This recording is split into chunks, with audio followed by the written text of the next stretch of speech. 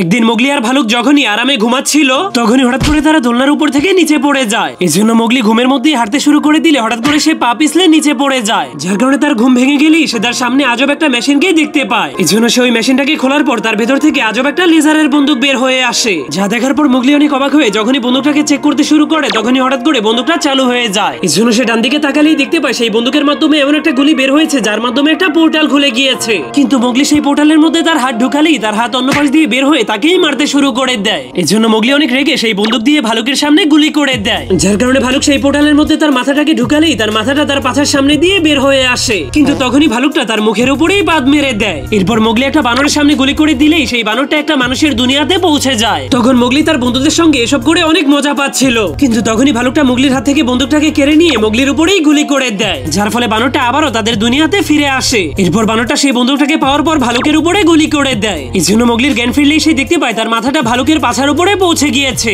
যা দেখার পর মোগলি অনেক খুশি হয়ে যখনই হাসতে শুরু করে দেয় তখনই সেই বন্দুকের ব্যাটারির চার্জ শেষ হয়ে যায়, যার কারণে মোগলির মাথাটা চিরদিনের জন্য ভালুকের পাছার সঙ্গেই আটকে যায়।